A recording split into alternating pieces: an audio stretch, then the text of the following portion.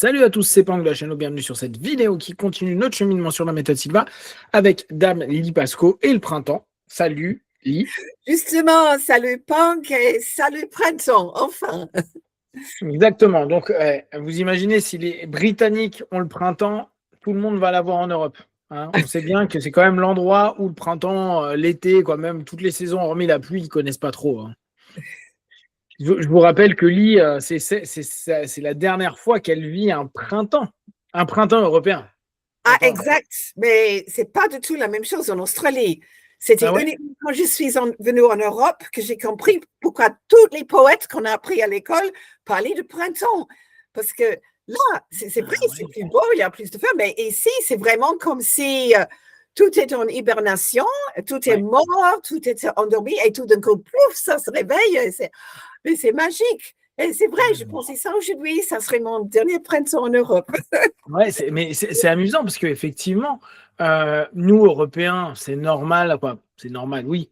Pour nous, il y a l'hiver où c'est tout gris, tout pas beau. Et après, il y a le printemps où c'est tout lumineux, quoi. En tout cas, tout s'ouvre. Et c'est vrai qu'en Australie, au niveau des saisons, le printemps, il est comment? Vu qu'il n'y a pas vraiment d'hiver. Justement, la plupart des arbres ne perdent pas leurs feuilles. Donc, ça ne devient pas tout nu et gris comme ici. Et puis, on a des fleurs qui sont là pendant toute l'année. Et en fait, les fleurs qu'on associe avec printemps, les Anglais ont amené avec eux. Sinon, oui, et en fait, en Australie, c'est plutôt, comment dire, dénudé pendant l'été, que c'est tellement sec. C'est chaud, oui, bien sûr. Effectivement. Pendant qu'en hiver, on a beaucoup plus de verdure, tu vois. Donc, c'est. Ouais, mais c'est amusant parce qu'effectivement, et ça devait être assez paradoxal pour toi, d'apprendre effectivement les poètes qui disent tous l'éveil après un hiver froid, dur et glacial. Toi, tu devais te dire, mais attends, je comprends pas, 20 degrés, il fait bon, quoi, il fait froid, mais il fait froid parce que d'habitude, il fait 40 degrés, quoi. Mais à l'école, on a appris toutes nos leçons, les poètes anglais, c'est des printemps, etc. Bien sûr. Et même nos cartes de Noël avaient souvent des images de neige parce que c'était classique anglaise, etc. Pendant que moi, je n'avais jamais vu de la neige quand j'étais petite. Bien sûr, bien sûr. Mais tu sais que c'était il y a 4-5 ans, j'étais allé faire une compétition, mais à la période de Noël en Californie. Et on y va avec 3 copains. On arrive en Californie. On se dit, bon, bah, on va aller faire un petit peu.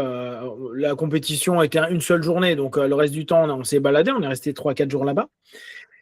Et on arrive près de des plages californiennes mythiques.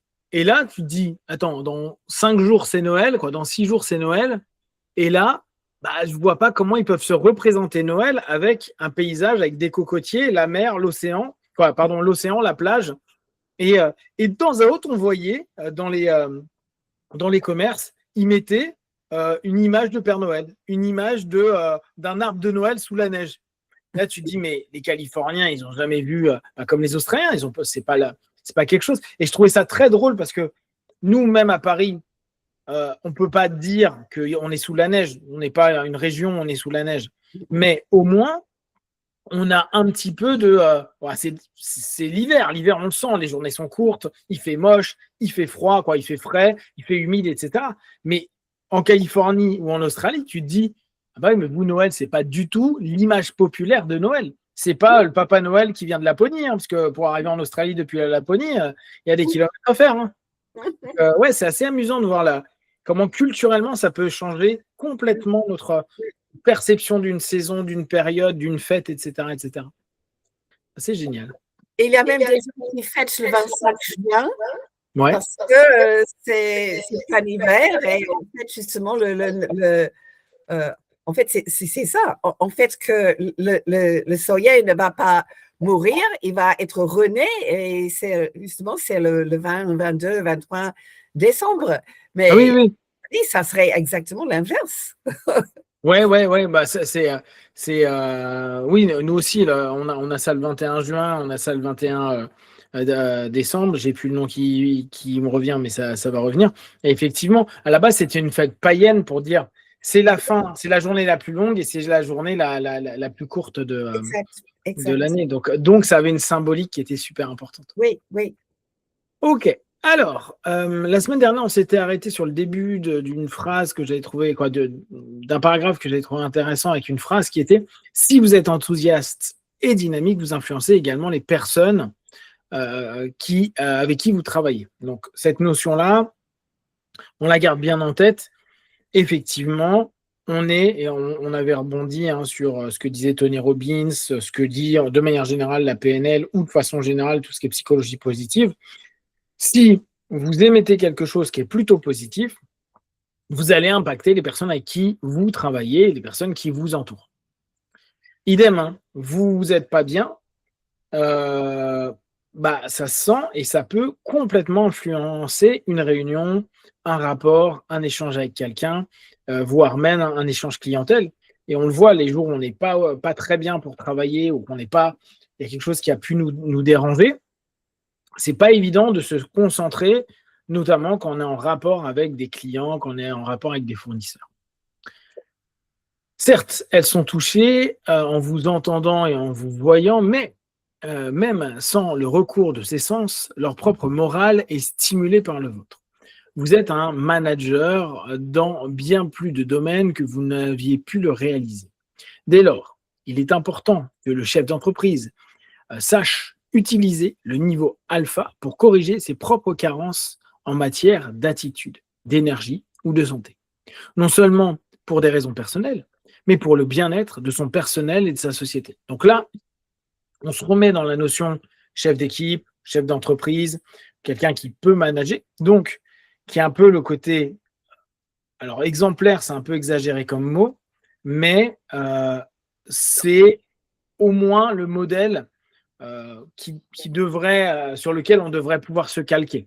Si votre N+1 ou N+2, si votre manager, il est tout le temps en train de faire la gueule, jamais en train de vous motiver, ne serait-ce que par ses comportements, ça peut être compliqué pour vous de vous référer à lui ou d'avoir confiance en lui. Et quand il dit « il n'y a qu'à ça à faire » et que vous-même, vous voyez qu'il ne fait pas du tout ça, ça peut être compliqué. Donc, c'est assez intéressant ce que propose là José et Robert, c'est de dire en gros, là on travaille vraiment du développement de soi-même dans la notion positive, se dire bien sûr que c'est normal qu'il y ait des moments où je ne sois pas bien, bien sûr c'est normal qu'il y a des moments où c'est pas ok, mais plutôt la méthode Silva, elle peut me permettre de me dire je descends à niveau, je respire profondément, je retourne à l'intérieur de moi, j'essaye, je mets en place plutôt un ensemble de paramètres pour être le mieux possible ou le moins pire possible. C'est déjà pas mal. Et du coup, on devient responsable ou co-responsable, parce que bien sûr, on ne peut pas tout gérer, mais aussi de l'ambiance qu'il y a à un endroit. Oui, effectivement. Ce qui me vient tout de suite à la tête pour créer une ambiance, c'est Steve Jobs, qui était toujours tellement passionné, enthousiaste, tout est possible, on va changer le monde, etc., que tu vois que toute une équipe s'était énergisée comme ça. Ouais, alors lui, en plus, c'est intéressant parce que lui, c'est un paradoxe. Apparemment, bosser avec lui, c'était un enfer. C'était un mec complètement. aussi. Oui, parce qu'il était trop et demandait trop, justement. Exactement. Oui, parce que pour lui, trop n'était jamais assez. Donc, il demandait la même chose à ses collègues, mais l'enthousiasme, quand même, c'était incroyable. Ouais. Il était à fond, mais trop dans la demande. Et le problème, c'est que d'un coup, il devenait rigide. Et là aussi, c'est un des problèmes de certains managers qui ont une vision. Et le principe de vision est hyper important. Quand vous avez un projet professionnel, il faut que vous ayez une vision, pas simplement une envie, pas simplement un désir. Il faut que vous ayez une vision à court, moyen, long terme. Et le problème, c'est que imposer sa vision à des personnes qui sont là parce qu'elles sont motivées par le projet, mais qui n'ont pas la même énergie pour la vision, c'est difficile parce que on rentre dans des conflits potentiels qui sont souvent difficiles. Donc, le vrai manager devrait être enthousiaste, mais aussi ouverte quand même et flexible. Oui. Je pense que c'est ça qui est pas mal, qui est difficile, c'est ce moment où on voit que le manager est à fond dans son truc et n'est plus capable d'écouter les autres. Et souvent, Alors, d'autant plus quand on crée ou qu'on a un projet, on se dit que ce que l'on voit et la manière dont on voit les choses est bonne. Si on reprend un petit peu le principe de Silva, c'est fais confiance aussi à ta voix intérieure, à ton expérience, à ton intuition, mais ça ne veut pas dire que tu te coupes de l'intuition des autres. Les autres peuvent toujours. Pourquoi on fait des réunions? C'est pour avoir de la data, c'est pour avoir de la donnée. Or, dans la méthode, on dit tout le temps que l'élément le plus important, c'est prendre de l'information. C'est avoir l'information pour pouvoir anticiper, pour pouvoir solutionner, pour pouvoir savoir, comprendre. Le problème qu'il y a, c'est qu'il y a des moments où on a tellement une vision à se dire non, mais c'est comme ça que ça doit se passer, qu'on n'entend pas des gens qui sont spécialisés dans un domaine où on ne l'est pas, des personnes qui ont des super idées, des personnes qui s'associent à ce qu'on fait, mais on est tellement fermé que on va droit dans le mur alors qu'il y a quelqu'un qui nous a dit il y a 6 mois ouais, c'est une bonne idée, mais il faudrait peut-être vérifier ça avant. Mais on ne l'a jamais vérifié et on se prend, je sais pas, un problème avec les impôts, un problème avec le fisc X ou Y, etc. Ça, c'est important à prendre en compte. Pour aller même plus loin, au-delà, on va dire, du rapport de l'entreprise, pensez à une chose toute bête. Quand vous arrivez dans un lieu et que vous trouvez que l'ambiance, elle n'est pas bonne, quand vous y arrivez, mais si vous êtes dans ce contexte et qu'avec vous, l'ambiance est toujours pourrie, c'est que vous n'avez pas vous-même mis quelque chose pour que ce soit mieux. Parce que certes, les gens peuvent ne pas être bien, mais s'il y a quelqu'un qui arrive à motiver, influencer et permettre à tout à chacun de se sentir bien, on voit très vite les changements de groupe. Le groupe, il attend souvent un leader ou il attend une énergie pour bouger. Si on rentre dans un système qui n'est pas OK, ça arrive et c'est normal. Il peut y avoir eu des conflits, des choses qui se sont passées avant que vous veniez, peut-être des choses qui sont cachées. Mais si vous, et dans le quotidien et dans le monde pro, vous n'êtes pas au moins en train de tenter d'avoir une bonne énergie pour créer quelque chose, bien sûr, ça ne se fait pas tout de suite. C'est pas parce que vous rentrez dans une pièce et que vous avez visualisé tout ce qui allait se passer, ça va se passer. Mais c'est un travail et c'est au fur et à mesure mettre en mouvement l'élément pour qu'il se passe quelque chose. Se dire à la fin de la journée, voilà, l'ambiance était pourrie au boulot, d'accord, mais je suis quand même co-responsable de cette ambiance-là. Donc, qu'est-ce que je n'ai pas fait en tant que manager? Ou avec vos amis ou dans des soirées, qu'est-ce que je n'ai pas fait? Pourquoi est-ce que moi j'étais ouvert? Est-ce que je ne l'étais pas vraiment? Est-ce que parce que j'ai vu tout le monde qui était de mauvaise humeur, je suis moi-même devenu de mauvaise humeur et du coup, je n'ai pas aidé à faire fonctionner correctement la soirée, l'entreprise ou n'importe quoi? Et là, il y a beaucoup à travailler et c'est ce qui est intéressant. Ce n'est pas dire simplement on utilise la méthode Silva pour faire en sorte que les autres fassent ce que je veux. C'est aussi, moi, je dois m'améliorer en tant que manager, en tant qu'humain, etc., pour tenter que de façon générale, je puisse faire bouger, ou en tout cas, mon énergie puisse être initiatrice, être une petite flamme qui peut enflammer les autres, ou en tout cas intéresser les autres. Alors, la personne entraînée peut passer en alpha les yeux ouverts, c'est nécessaire. En levant légèrement le regard et en relâchant la mise au point des yeux, les fréquences cérébrales alpha sont activées. La sensation s'apparente à la rêverie. Cet état de rêverie a été stigmatisé par notre société comme une perte de temps. C'est pourtant exactement le contraire. C'est l'une des utilisations les plus créatives que nous puissions faire de notre temps. Être en alpha déconnecte automatiquement la cause du mal de tête qui est lié à l'état bêta. Mais pourquoi ne pas profiter de cet état alpha pour obtenir encore plus de bénéfices que la simple fin de migraine? C'est pourquoi je vous suggère de laisser votre esprit réfléchir à votre travail pendant quelques minutes en alpha. Cette réflexion doit être autorisée à venir naturellement en mode rêverie. Alors, on revient sur ce passage-là. Je l'ai pris parce que je trouve que c'est intéressant à tout niveau, autant pour le manager que pour les personnes avec qui vous bossez. En entreprise, on a toujours l'impression de dire il faut que tu sois productif. En gros, je te paye ou quelqu'un te paye et tu dois me donner un retour sur investissement. Du coup, je ne veux pas te voir rêvasser, glandouiller, ne rien faire. Or, on sait que la plupart j'exagère sur la plupart, mais beaucoup de résolutions de problèmes se font à la machine à café. Oui. Le classique machine à café. ou à la pause déjeuner, ou à des moments quand on parle en dehors d'un cadre purement professionnel. Parce que, justement, on n'est plus dans s'imposer une façon de cogiter, mais on s'ouvre à plein de choses. On parle d'un truc, puis ça nous fait penser à un client, puis ça nous fait penser à une problématique, puis on revient sur un truc léger, etc. Et ça peut ouvrir complètement la conscience à quelque chose. Donc, la notion de dire, ouais, mais là, tu glandouilles, tu fais rien, ou voir la personne à son poste et se dire, elle fait rien, les yeux dans le vide, etc. Mais ça ne veut pas dire qu'elle ne fait rien en tant que telle. Ça se trouve, elle est concentrée dans son monde intérieur, en train de s'interroger, etc. Sauf que, et il est vrai que ça a commencé à l'école, la rêverie, rêvasser, c'est quelque chose qui est critiqué. Sur les bulletins en France, ils aimaient bien mettre élève qui pourrait s'intéresser davantage et un peu trop dans son monde ou un peu trop en train de rêver ou ne pas écouter. Et tu ne sais pas ce qui se passe dans la tête de l'enfant ou de l'adulte. Exact. On dit même à un enfant qui rêvasse, hey, le prof, hey, c'est classique, hey, la réponse n'est pas sur le plafond, hein? Regarde-moi dans les yeux. Et tout de suite, il ramène d'alpha où il cherche justement la réponse et il est bloqué. Parce que maintenant, il est encore en bêta. Oh, oui. Non, ça, on ne reconnaît pas comment le cerveau fonctionne. Ouais, puis se rendre compte, parce qu'il y a plein de choses. La rêverie aussi peut donner un moment d'absorption, c'est-à-dire que parfois on absorbe même mieux certaines infos.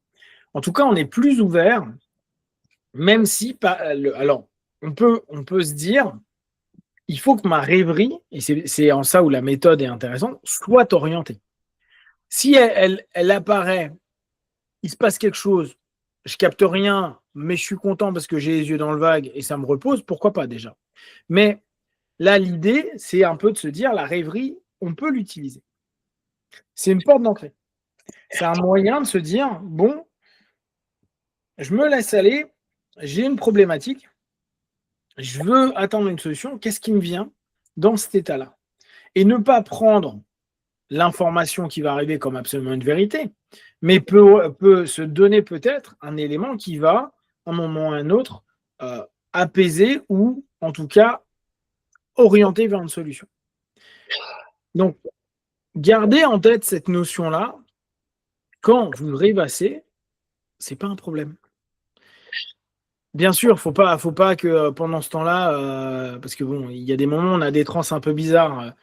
Parfois, à force de patterns et d'habitude, on rentre dans des rêveries ou dans des transes et on peut se couper les doigts. Ou on peut, par exemple, je suis en train de faire un truc et je ne fais pas attention. Mais la plupart du temps, là, on part dans le cadre du boulot, pensez bien, prenez ça comme une information. Prenez ça comme quelque chose qui sera constructif pour vous. Et justement, pour ceux qui ont fait Sylvain, quand on a fait le laboratoire, on discute tous les moyens d'entrer dans le laboratoire et on dit effectivement, tu peux aller dans le laboratoire maintenant les yeux ouverts. Tout ce qu'il faut faire, c'est défocaliser les yeux et rêver éveillé. Mais une fois que tu as le laboratoire, ton rêve éveillé peut arriver au niveau du laboratoire où tu es super productif, créatif, intuitif, etc. Et je trouve que c'est intéressant que récemment, les neurologues commencent aussi à parler, alors je ne sais pas comment dire en français, default mechanism. Comment dire default en français? Ouais, par défaut. Voilà, que quand tu n'es pas strictement focalisé, il faut que, et tu lâches prise un peu, et effectivement, ils commencent à reconnaître que cet état, soyons défaut, c'est là où justement on a les idées, on n'est plus sur les rails, on se déconnecte des rails et on s'ouvre à toutes ces autres possibilités. Oui, c'est fascinant justement que, bien qu'on appelle ça tout à fait un autre nom que rêverie, c'est ça qu'on veut dire. Bien sûr, bien sûr. Mais c'est cette notion où en hypnose, on est beaucoup dans focalisation interne. Cette notion où d'un coup, on lit quelque chose, ça nous ramène à quelque chose et on voit vraiment qu'il y a ce qu'on est en train de lire, par exemple, sur le PC, et puis on est là, les yeux fixés, et on se dit, ah ouais, là, je ne suis pas du tout en train de lire le PC, je suis à l'intérieur de moi en train de me raconter des trucs, en train d'avoir des idées, en train de voir plein de choses. Et c'est cette notion et cette prise en compte, déjà, la conscientisation de ça, parce qu'il y a plein de gens qui ne le conscientisent pas. C'est quand on leur dit, ah, tu étais en train de rêvasser, ou ah, tu étais en train de penser à autre chose, qui font non, non, non. Et en fait, il s'est passé quelque chose, mais ils n'ont pas conscientisé ça. Il y a quelque chose qui les a coupés de l'action ou de l'ici et maintenant pour rentrer dans un ici et maintenant interne, subjectif, où il se passe quelque chose, mais l'info, elle n'est pas. La personne, tu lui demandes, mais tu pensais à quoi? Et il y en a plein, ils vont dire non, mais rien, il ne se passait rien. Bah, si, il se passait quelque chose, mais tu n'as pas capté le message. Alors, on ne lui dit pas qu'il n'a pas capté le message, mais souvent, c'est ce qui nous arrive. Si, dans un premier temps, et là, c'est intéressant de se dire, je peux être en alpha les yeux ouverts, se dire, bon, bah là, je suis effectivement en train de me déconnecter, comme quand je fais ma méditation dynamique. Je suis là, je l'entends les gens parler, mais en fait, je ne suis pas du tout connecté à eux. J'entends, je comprends. Mais là, je suis en train de vivre à l'intérieur de choses. Bah justement, le fait que je me regarde, le fait que je m'interroge sur ce que je suis en train de vivre, ça, c'est déjà un rapport dissociatif. Et c'est là où on va pouvoir, avec l'expérience, l'exploiter de façon super intéressante et utile pour notre quotidien et notre façon de faire. Donc, n'hésitez pas à vous plonger dans vos rêveries, vous rendre compte que les yeux ouverts, vous pouvez complètement gérer ces rêveries-là.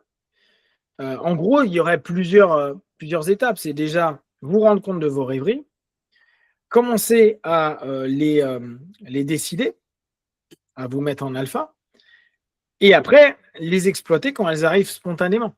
Et ça, c'est plutôt chouette. C'est ce qu'en hypnose, on appelle les daily trends, les trans du quotidien. C'est des rêveries. On va avoir plein d'exemples hyper classiques. Tu es au cinéma, tu vis une émotion, tu es en voiture, tu t'es un peu déconnecté de la route et pourtant tu arrives chez toi, etc., etc. Et tout cet état-là, il y a vraiment une capacité ou une possibilité, une porte d'entrée pour l'utiliser au mieux pour soi. Et pour ce qui nous intéresse dans le sujet là, c'est pour le business, pour l'entreprise, il y a une vraie valeur ajoutée à apporter. Alors, vos mains peuvent tout accomplir lorsque vous les utilisez avec les bons outils. Votre esprit peut tout accomplir lorsque vous utilisez les bons outils. Votre outil principal pour combattre les attitudes indésirables, les émotions, les travers de personnalité et l'apathie est au niveau delta, alpha. Ok. Donc, là, ça c'est intéressant. Il revient sur le principe de ayez les bons outils pour faire pour faire les bonnes tâches. Tout ce qu'on est en train de dire sur un manager, de dire au bout d'un moment, bah, peut-être qu'il y a des attitudes que vous avez qui sont problématiques, des émotions qui vous mettent mal, des facettes de votre personnalité qui correspondent à des critères un peu complexes quand vous devez manager ou des habitudes que vous avez qui vont malheureusement faire du mal à votre business. Bien sûr, le fait de ne pas vouloir travailler, l'ennui, etc. L'idée, c'est utiliser la méthode, utiliser la méditation dynamique pour tenter de travailler sur vous. Et on est toujours sur ce schéma-là. Hein. Autant au départ, on avait l'impression de vous préprogrammez ou vous programmez pour réussir à faire de la communication subjective. Là, on est sur travailler sur vous. Si les choses ne sont pas OK, bien sûr que vous n'avez pas pouvoir sur le monde entier, sur la vie et sur tout ce qui va se passer. Ce n'est pas votre faute si votre fournisseur ferme. Si on regarde ne serait-ce que la géopolitique actuellement, ce n'est pas de votre faute si vous deviez avoir des produits qui arrivaient du Qatar. Ouais, ça risque d'être compliqué là. Ou en tout cas, ça va prendre un peu de temps vu que ça doit passer par l'Afrique du Sud. Si le bateau ne s'est pas fait détruire, quoi. Et ça, ce n'est pas votre faute à vous. Donc, n'oubliez pas, ce n'est pas parce que vous faites la méthode Silva que vous êtes en contrôle de la Terre entière et de tout ce qui se passe. L'idée est juste de dire, vous travaillez sur vous. Vous prenez attention à vous. Vous tentez de comprendre vos forces comme vos faiblesses. Vous tentez, si ça vous semble juste, d'améliorer vos faiblesses pour que, si ça pose problème dans le cadre de l'entreprise, vous ayez un meilleur rapport avec vos salariés, un meilleur rapport avec vos collègues, un meilleur rapport avec vos fournisseurs, un meilleur rapport avec vos clients, un meilleur rapport avec, votre expert comptable. Parce que tout ça, ça va être important pour vous, pour votre gestion du stress, pour les résultats que vous voulez obtenir, pour peut-être des demandes ultérieures que vous aurez à faire. Et vous ne pouvez pas attendre que le monde s'adaptent à vous en dire oui, mais moi, ce que je vends, c'est un super produit et ce que je fais, c'est super. Mais si les gens vous trouvent complètement stupide, idiot, irrespectueux, même si votre produit est génial, on voit bien avec Elon Musk. Hein. Elon Musk, c'est un génie. C'est un génie pour racheter en plus les bonnes boîtes. Hein. Ça, c'est quand même le point fort. Il l'avait fait avec PayPal. Il le fait avec Tesla. C'est pas lui qui a monté Tesla.